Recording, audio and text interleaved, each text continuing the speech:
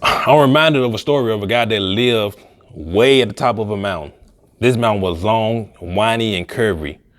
And in order to get to the doctor, hospital, shopping, anything, he had to come down this dangerous mountain. One day it was beautiful outside. It was shiny. No rain, not windy. Very nice, not too hot, not too cold. Just the perfect day to go shopping. So you know what? He woke one day and said, you know what, I'm gonna go shopping. So as he's making his way down the mountain, he's vibing, he's jigging, he's in his zone. He's just grooving, taking his time, not in a rush, taking it easy. He noticed that there's a guy that's coming up the mountain on a horse, going 100 miles per hour. I'm talking about he just going crazy. I'm talking about he just, throwing circles, donuts, zigzagging left and right and all this stuff. And he's like, man, do I know this guy? Like, do I need to call the police? Because I'm the only one to live at the top of this mountain. So whoever this is, do not supposed to be over here. Like, I don't know if you're on drugs. I don't know if you have a learning disability, a mental issue or what.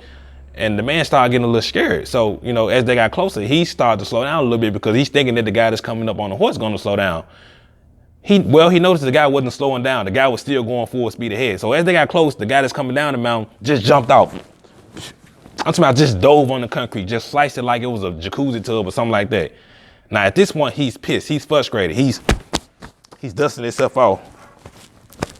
He looks at the guy. Hey, where are you going? Now the guy that's going up the mountain, he turns around. I don't know. Ask the horse. Now, at this point of the story, you guys are thinking the exact same thing that I was thinking. And me and you are thinking the exact same thing that the guy that lived at the top of the mountain was thinking.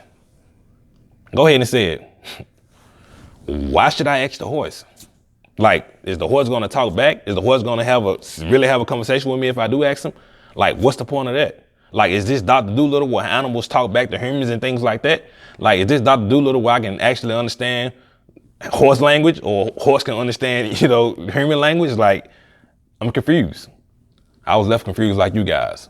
But little do we know is that the horse represents all of our emotions. It represents fear. It represents trauma. It represents shame. It represents guilt.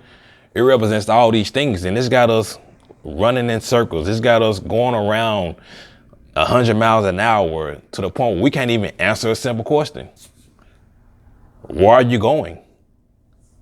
Like social media, society, movies, TV, the radio, everything is playing, and we're becoming so emotional that we're making decisions based off the stuff that we see, based off the stuff that we hear.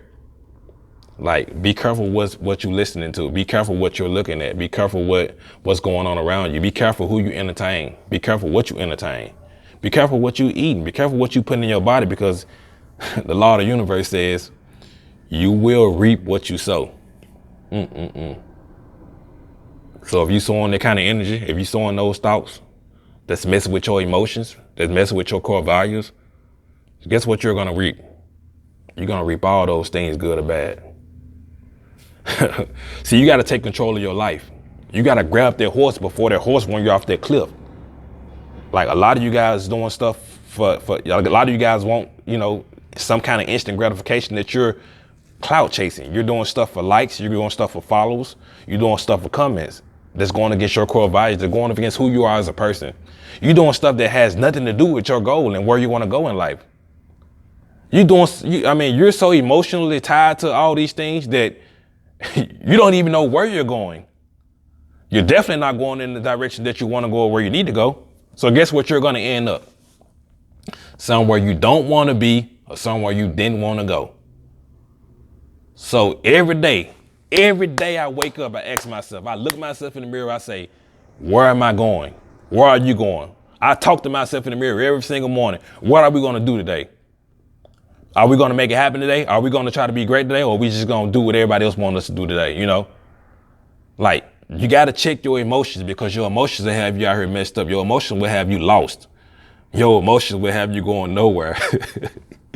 Up a zigzag hill, 100 miles an hour, waiting to crash. That's where your emotion will leave you.